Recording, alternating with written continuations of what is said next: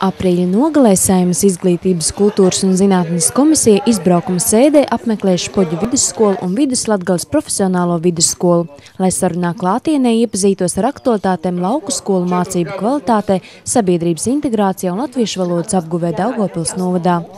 Lauku skolu vidū Špoģu vidusskola šogad uzrādījusi labākos centralizēto eksāmenu rezultātus. Tāpēc, diskutējot par aktuālo mācību kvalitātes celšanas jautājumu, deputāti vēlējās uzzināt, ko no šīs skolas piemēra varētu mācīties citas Latvijas skolas.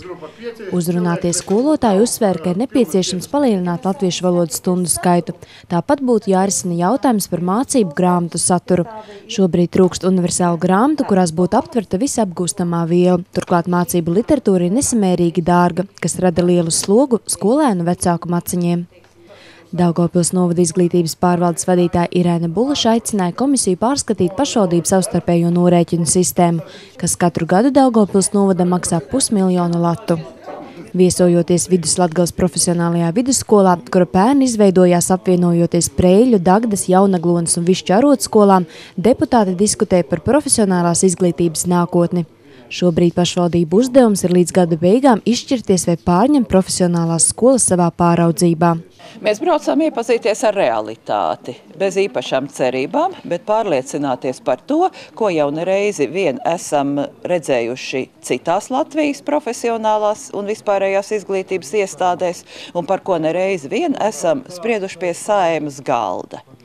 Mēs labi zinām, ka profesionālā izglītība pašreiz ir izvirzīta par vienu no valsts prioritātēm, un tikpat labi zinām, ka mums vēl ir ļoti daudz darām šī skolu tīkla sakārtošanā un arī finanšu līdzekļu nodrošināšanā.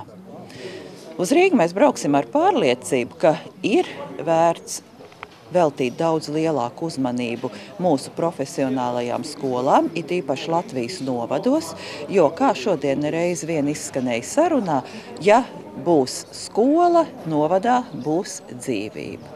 Un mēs pārliecinājāmies, ka gan vispārējā izglītība lieliskajā Špoģu vidusskolā, kur ir gan labi mācību sasniegumi, gan ļoti augsta līmeņa mākslinieciskie kolektīvi, gan jau jāsaka, Viduslatgales profesionālajā vidusskolā ir visas iespējas nodrošināt labi sagatavotu speciālistus visām tautsaimniecības nozarēm, bet ir nepieciešams valsts atbalsts. Un par to mēs arī domāsim, kā vispirms risināt šos organizatoriskos jautājumus un kā pat mūsu sarežģītajos apstākļos rast pietiekam finansējumu, lai šīs labās skolas turpinātu eksistēt un attīstītos. Saeimas deputāti, pašvaldību un skolu pārstāvji vienojās, ka reģionālā un valstiskā līmenī profesionālām skolām ir jānolemj, kurā nišā specializēties, lai tās lieki nedublētos un nekonkurētu savā starpā.